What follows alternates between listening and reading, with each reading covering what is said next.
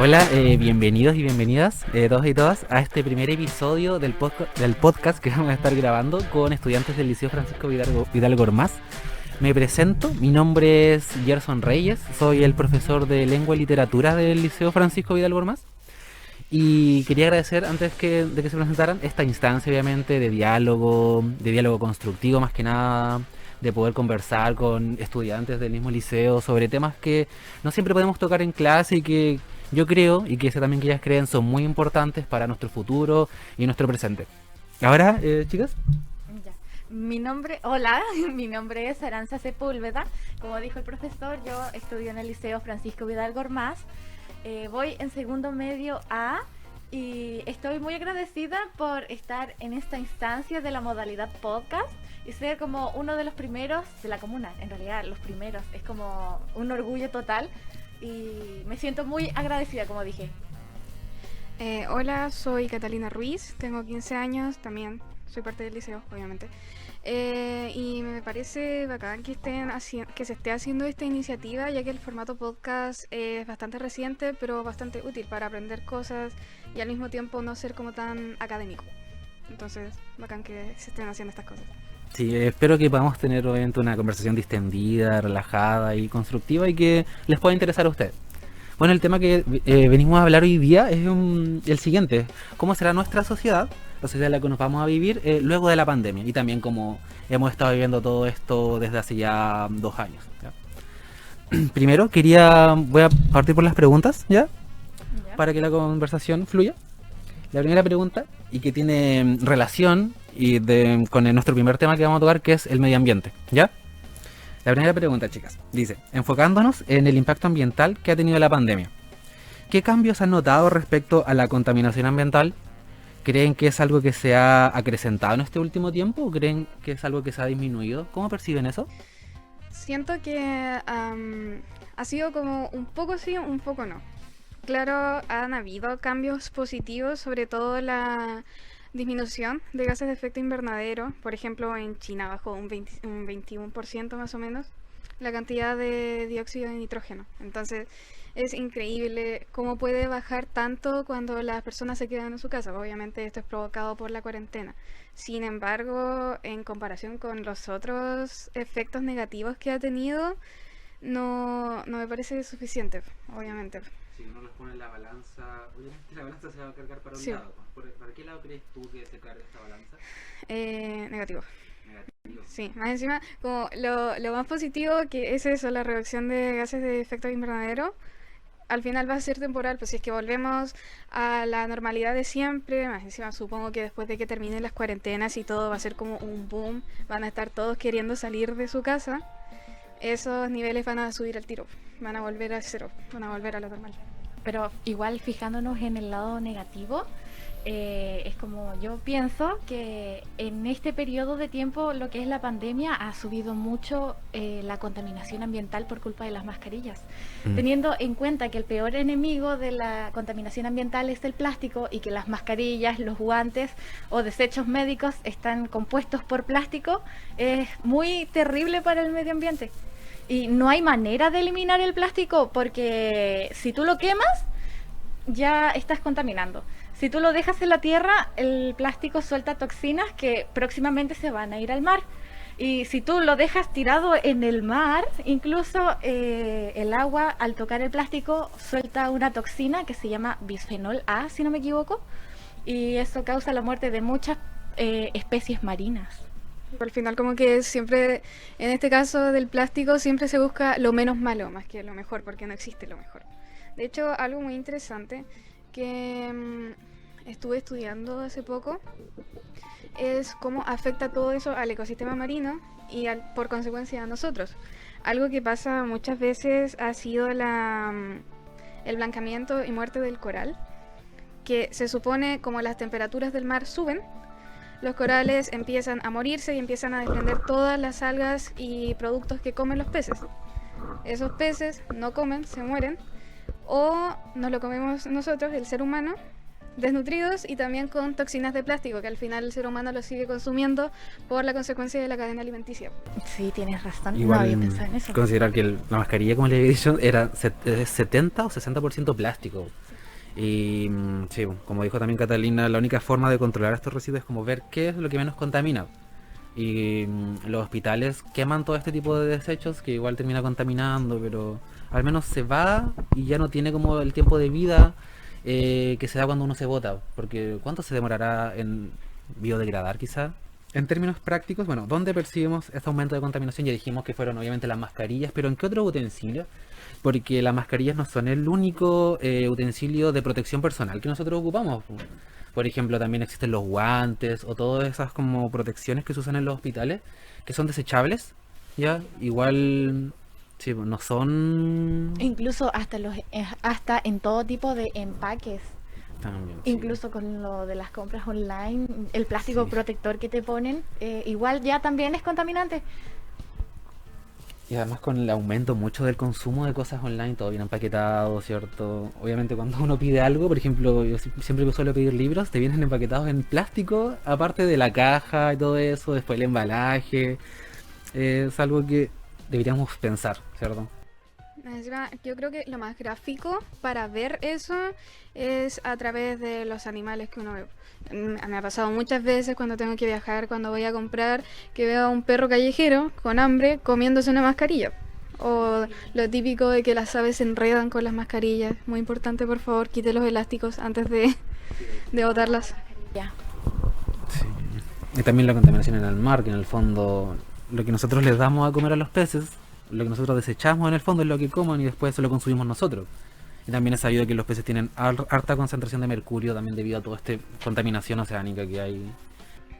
La cantidad de plástico que hay en el mar es increíble. Se supone que hay más de 150 millones de toneladas. O sea, hay más plástico que peces. Y también se supone, o sea, en alguna parte yo vi que hay islas de plástico. Sí, la isla de plástico. Islas de plástico, de basura, Sí. de cartón, de lo que sea. Bueno, igual ojalá sea algo que se pueda solucionar. Igual creo que aún estamos a tiempo para ver ese tipo de cosas. Manejar los desechos en el mar en especial, yo creo que es lo más crucial porque, como digo, el mar es lo que nos mantiene vivos también.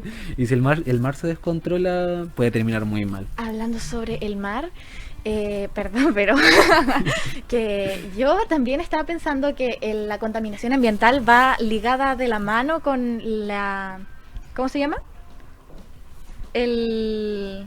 Lo del calor. El efecto invernadero. Eso, porque encima eso provoca que los glaciares, Sí. los terribles témpanos de hielo, se estén Sí, derritiendo. derrumbando. Y si se derrumban, ¿qué pasa? Que el agua va a crecer. Sí. En un informe leí que en unos cuantos años más el mar va a subir 3 metros. O sea, horrible. También siento que muchas veces no se considera el poder que puede tener una persona para cambiar. O sea, siempre existe, siempre. Como a veces la excusa, a veces el argumento, depende de la persona, de decir, esto es culpa de las industrias, las empresas. Yo, aunque cambie una cosa, no voy a cambiar nada. Sin embargo, muchas veces en cifras se ha visto que la cantidad de residuos domésticos y la cantidad de residuos industriales no es tanta la diferencia, es más como 50-50, a veces 40-60, pero no llega más de eso. Entonces creo que es importante saber el poder que tiene el ciudadano para cambiar. Igual ese es el problema siempre, porque los humanos buscan cómo excusar sus propios errores culpando a los demás. Sí, pero igual quienes consumen esas cosas que produce la misma industria somos nosotros. Así que la gente sí puede cambiar las cosas, incluso cambiando la mentalidad, que es lo que al menos buscamos con este tipo de conversaciones. Sí, exacto. Explorar ese tipo de posibilidades y cosas alternativas que son efectivas, como por ejemplo las mascarillas de bambú que le había dicho, que igual es una posibilidad, el bambú es súper biodegradable, y cosas más ecológicas como los cepillos y ese tipo de cosas pequeñas pueden incentivar la industria del reciclaje, ¿cómo se podría decir? Como del autosustentabilidad, sí, como un circuito de reciclaje, ¿cierto? Creamos cosas que después van a la tierra y luego seguimos así, en el fondo. Yo creo que es importante saber cuándo, porque al final hay que enfrentarlo. Las mascarillas reutilizables, las mascarillas de bambú, nunca van a ser tan efectivas como las quirúrgicas, las desechables. Sin embargo, es importante saber que la probabilidad no va a bajar mucho si es que yo solamente voy a ir a comprar. Entonces no cuesta nada ponerte una mascarilla reutilizable si es que vas a ir a comprar el pan. Si es que vas a ir a una reunión, por ejemplo, donde va a estar mucha gente en un espacio cerrado, ahí ponte una mascarilla desechable, porque hay más riesgo. Pero es importante saber cuándo no y cuándo sí. Tienes razón. Punto a tu favor. Sí, súper. Continuemos entonces con la siguiente pregunta, ¿les parece? ¿Sí? Ya. Esta para mí es la más importante y dice lo siguiente. Respecto a la crisis medioambiental que estamos viviendo hace ya varios años, porque obviamente sabemos que estamos en una crisis, ¿cierto? El calentamiento global es algo que se ha intentado desmentir, de hecho, desde que se hizo popular, como creo que como en los 80, 90, si no me equivoco. Ya, respecto a eso, ¿cómo perciben ustedes el futuro? ¿Creen que el calentamiento global es algo que vamos a poder frenar o por algún momento disminuir? ¿O creen que por el contrario es algo imparable ya y que lo que tenemos que comenzar a vivir? Sí puede disminuir, no creo que se pueda eliminar, al menos pensando a corto plazo, con corto plazo me refiero a 20 años, porque incluso si paráramos de emitir dióxido de carbono hoy, tardarían 100 años la Tierra en volver a como estaba antes. Tampoco hay que decir que no se ha hecho nada. De hecho, el ser humano, la humanidad, en este momento contamina menos que, no sé, hace 100 años, sobre todo con la revolución industrial, cómo empezó todo. Y también creo que depende mucho de si la gente le presta o no la atención. Por ejemplo, hace unos años se hizo tendencia en redes sociales lo de las quemas del Amazonas. Estuvieron, no sé, 2 semanas, quizás un mes, no me acuerdo mucho. Y todos estaban así como con la revolución, poniendo posts, haciendo publicaciones, documentales, todo. Pero claro, eso, el Amazonas, los años siguientes se siguió quemando y nadie hizo nada. Sí, es verdad, porque es como que la gente dice, pero no cumple. O sea, como que predican, pero no siguen su propio criterio. Es como muy doble cara, por decirlo así, de su parte. Sí, igual se le da como una amplia cobertura mediática, ¿cierto? Lo cubren diversos medios, las cosas que se están haciendo, pero uno en el fondo se da cuenta de que no están así, no se están haciendo tantas cosas. Como que se grita mucho, pero se hace poco. Sí. ¿Y tú, Aranza, qué opinas? ¿Crees que esto...? Lo que yo creo, no sé si sea muy extraño de mi parte, pero yo pienso que en el futuro posiblemente sea, cuando ya estemos entre la espada y la pared, así como que ya no hay vuelta atrás, posiblemente ahí traten de hacer algo si es que por ahora la gente no crea conciencia. Entonces, en el futuro, cuando estemos, como ya dije, entre la espada y la pared, vamos a tratar de hacer algo. Aunque no sé si sea posible o si solo sea una solución temporal. Así que, tal vez, posiblemente, como ya estamos explorando otros planetas, encontremos algún lugar en donde quedarnos si es que el planeta Tierra ya no tiene solución. Igual la población, o sea, la tasa de natalidad en muchos países está bajando. Eso... Para el ser humano, la economía, la política, todo eso es bastante perjudicial, pero para el medio ambiente no. Sí, para el medio ambiente es muy saludable que... Sí, mientras menos humanos en el mundo, mejor para el planeta. Somos como una pulga. Y respecto a eso, ¿tú crees que de verdad podamos explorar otros planetas? Mira, así como va el mundo, yo no sé si suena muy alocado de mi parte o si me haga ver extraño, pero yo sí tengo la fe, la fuerte creencia en que sí vamos a poder conquistar otros planetas. Sí, no, yo la verdad igual. Ojalá estar vivo para presenciar ese momento. Ojalá. Ojalá. Sí.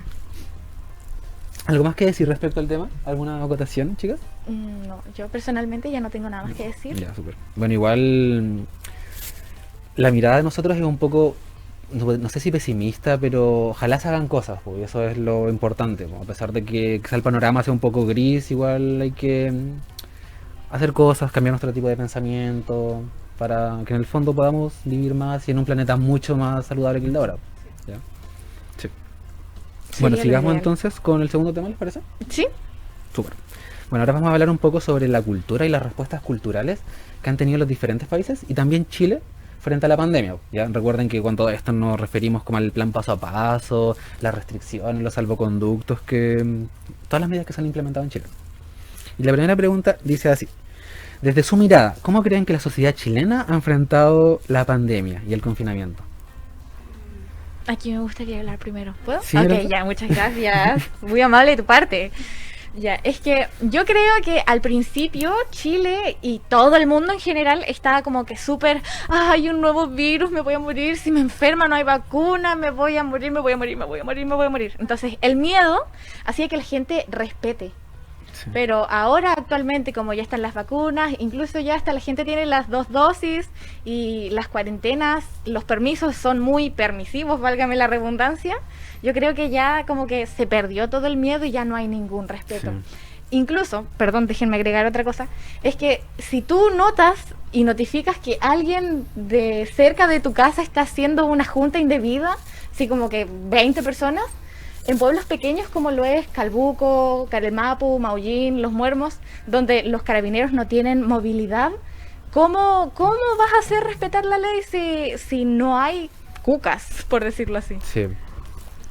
A mí, yo creo que el tema de Chile es cómo lo ha enfrentado es bastante interesante por muchas cosas. Para empezar, la pandemia llegó después del estallido. El estallido generó una desconfianza tremenda en el Estado. Entonces, la población o no sabía qué hacer o no quería hacer lo que le decían porque no confiaban. Entonces, estas personas que deberían estar protegiéndome hicieron tal y tal cosa, ¿qué me demuestra ahora que no van a hacer lo mismo? Entonces, ese tipo de cosas como antisistema empezaron a afectar también a la población, pues yo no voy a cumplir cuarentena, o también las pocas medidas que ha hecho el gobierno para sustentar a personas que no pueden ir a trabajar. Entonces, la frase que muchas veces se ha dicho, o muero por coronavirus, o muero de hambre porque no tengo cómo comer. Sobre eso, ahora últimamente han estado repartiendo muchos bonos. En el caso de mi abuela y mi abuelo han recibido un montón de dinero. Así que no sé si sea tanto porque como que igual tienen para cubrir sus gastos. Pero teniendo en cuenta que dieron las cuestiones del 10% de la AFP y todas esas cosas, la gente como que en vez de cubrir sus gastos, lo necesario, compran por comprar y malgastan todo su dinero. O sea, ponte a pensar que después en el futuro no van a tener cómo solventar los gastos necesarios porque el Estado ya repartió mucho dinero. Siento que con eso puedes ver perfectamente cómo es la sociedad chilena. Y si lo comparas con otros países, por ejemplo, Corea del Sur, al principio, bueno, ellos ya habían tenido en el 2015 también la MERS, que fue un virus también, por vía respiratoria. Entonces ya tenían cierta preparación reciente, no es algo de la peste negra de siglos atrás. Y también el ciudadano tenía una responsabilidad y sabía cumplir esa responsabilidad. ¿Por qué? Porque ellos confiaban en el Estado, confiaban en el resto también.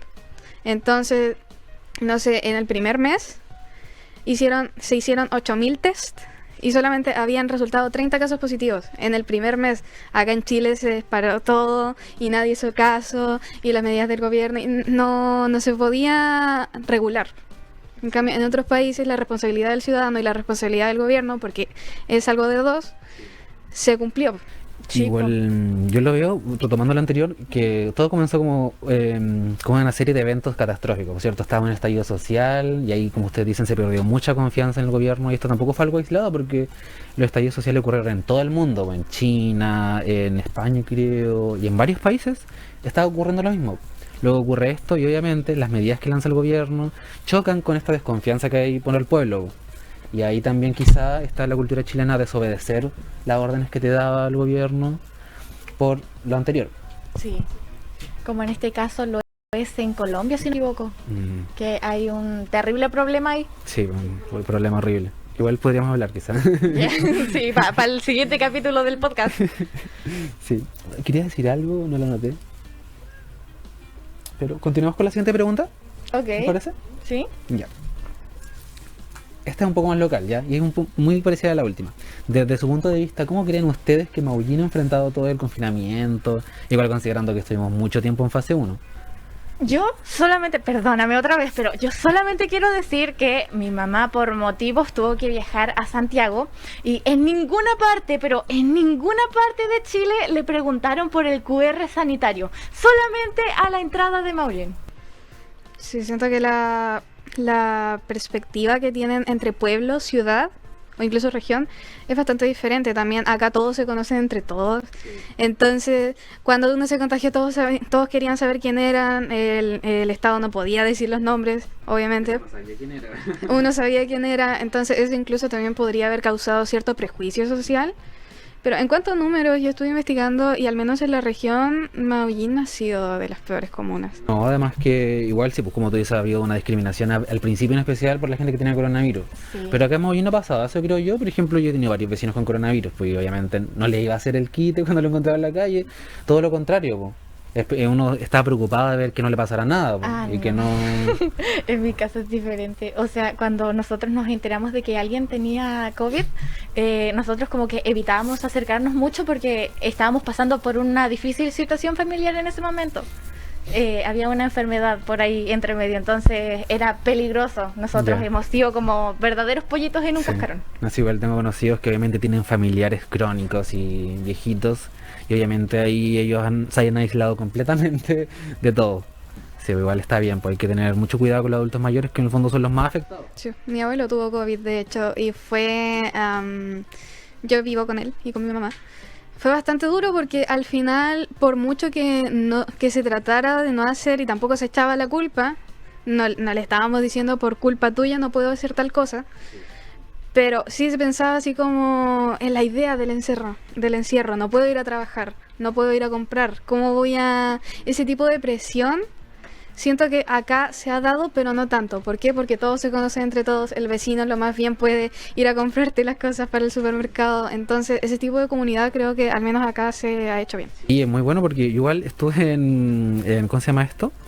Como caso probable, así que en cuarentena, pues, y también me preocupé lo mismo, así como hoy, justo ese día o el próximo iba a ir a comprar y no tenía nada ya. Ah, pero en ese papel entra lo que se inventó últimamente, el delivery. Sí, el delivery ha salvado de esta. Y me encanta que se haya propagado esto porque antes era muy difícil conseguir cosas por delivery. Uno iba al local, cierto, de compraba, pero ahora hay muchos comercios de delivery. Ah, y sobre eso, por ejemplo, ya estoy en confinamiento y obviamente unos conocidos fueron a comprar, nos dejaron la cosa fuera de la casa y así, pues. Igual ese compañerismo, ese sentido de comunidad está muy enraizado acá. En especial en los pueblos del sur, creo yo, que es como un denominador, podríamos decir. Sí. ¿Continuamos con la siguiente? Ok. Ya. Mirando hacia el futuro, ¿cómo se imaginan la sociedad una vez que acabe la pandemia? Con esto me refiero a que se acabe el confinamiento y todas las restricciones existentes, ¿ya? ¿Volverá toda la normalidad o habrá un cambio cultural que ustedes creen que ya o creen que ya está ocurriendo o que pueden percibir? Yo creo que van a ser 4 puntos importantes. Uno, el efecto rebote. O sea, tú dime que no lo puedo hacer y lo voy a hacer. Cuando se acabe todo, como dije, va a haber tráfico, todo el mundo va a querer salir, va a haber fiestas, eso va a elevar los números, quizás incluso hasta volvamos. Pero cuando se eliminen esas cosas, yo siento que va a explotar todo. Y también tomando lo que dije anteriormente con lo de la revolución social, se cambia de presidente y todo, pero de todas formas, siento que eso ha estado bastante en el fondo, pero después la gente va a volver a salir a las calles y va a volver a las marchas, va a volver la conciencia social, la revolución social. Tienes razón, porque si las cosas no funcionan como el pueblo, la gente quiere, de más que van a comenzar otra vez con las protestas, pidiendo lo que querían, porque es como tú dices, si antes de la pandemia nosotros estábamos en pleno estallido social, o sea, yo creo que termina y vamos a retomar. Sí, pero igual depende cómo reaccione obviamente el gobierno, igual ellos están conscientes de todo lo que ocurre, porque como les digo, es algo que ocurre en toda Latinoamérica, en todo el mundo, y hay que hacer algo al respecto, pues, o sea, tienen que hacer algo al respecto. Igual hay que ver cómo reaccionamos nosotros después de eso, si hay estallidos sociales y todo eso, es complicado. Yo creo que otro punto que va a afectar mucho, o espero que al menos afecte, es la implementación de tecnología. En este caso voy a hablar únicamente de educación porque es donde yo estoy, pero en general. Yo antes de esto, cuando empezaron las clases online, yo estaba ahí con mi cuadernito intentando sacar apuntes, no funcionó. Hoy en día hago todo en computador, los trabajos, los textos, lo hago todo en computador y espero que eso se pueda implementar en clases. Sería hermoso. Y también apareció ese libro que tiene como un código QR y que tú escribes ahí y luego le pones el QR y como que se marca automáticamente en tu celular la página y luego lo puedes borrar y toda la cosa. Es como un invento súper genial. Como que se crearon un montón de cosas gracias a la pandemia y es como Sí. un súper avance tecnológico. Yo creo que algo que demuestra bastante lo mucho que ha influenciado la tecnología en el aprendizaje han sido los cursos online, no sé, Creana, Doméstica, ese tipo de cosas. Porque incluso antes de la pandemia ya estaban teniendo cierto tipo de importancia en la gente. Y después de eso ya como todos, ya quiero aprender acuarela, quiero aprender producción musical.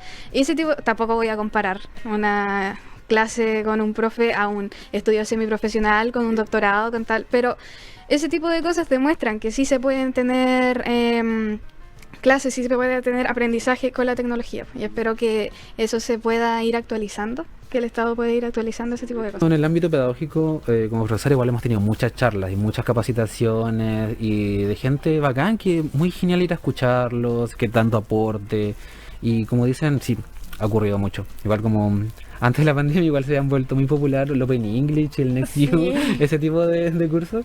Es como que hay que dejar claro que todo lo online ya existía antes de la Sí. pandemia, solamente que la pandemia fue como el detonante para que se dieran a conocer mejor. Sí.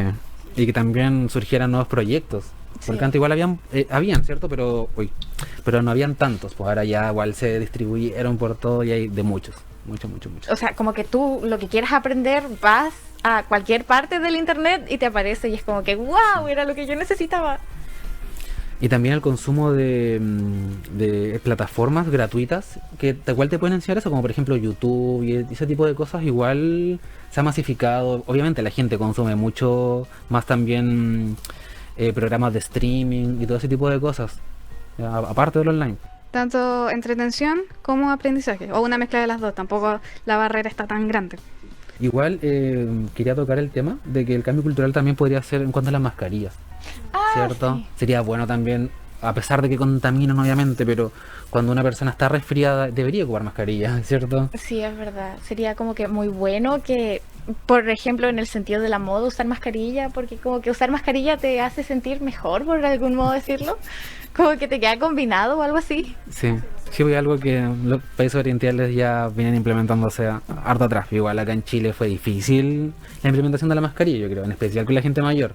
Ah, sí. Sí. Yo, la verdad, siento que, bueno, supongo que soy pesimista, ahora me estoy dando cuenta bastante con esta conversación, pero siento que las mascarillas también, cuando se dejen de ocupar, van a generar cierta desconfianza en uno mismo. Delante lo dijimos, o sea, el hecho de que esté con la mascarilla me da cierta seguridad y puedo hablar mejor, puedo ser más extrovertida. Y siento que después, cuando no tenga que ocuparla, me va a quitar como ese escudo y voy a estar 100% expuesta. Sí. Además uno se saca la mascarilla cuando llega a la casa, es el único momento en que se saca la mascarilla. Sí. Pero ojalá podamos implementar este tipo de cosas, como igual es bueno. Bueno, igual nos queda muy poco tiempo, así que yo creo que ya habrá de terminar la conversación. Sacamos muy lindas conclusiones respecto a esto. Y sobre eso también, todo lo que estamos viviendo se parece mucho a películas también, ¿cierto? Últimamente han habido muchas películas apocalípticas, ¿se han dado cuenta de eso? Yo quiero hablar sobre eso porque mi mamá estaba viendo una serie en Netflix que no sé cómo se llama, pero se trataba como de niños que pasaron por pandemia y cosas así, como tipo ahora que tenían que tomarse la temperatura, lavarse las manos. Como que siento que hicieron esa serie inspirada en esta nueva realidad. Incluso Caso 63, no sé si lo han escuchado. No. Bueno, es una serie como una radionovela de Spotify a modo de podcast donde cuentan, igual como temática actual, como la vida después de que ocurrió toda la pandemia, obviamente súper catastrófico y con viaje en el tiempo, igual lo recomiendo.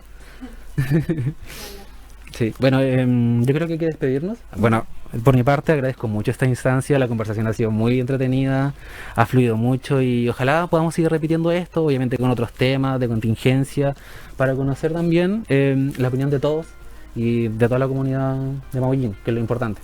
Sí. ¿Algunas palabras, chicas?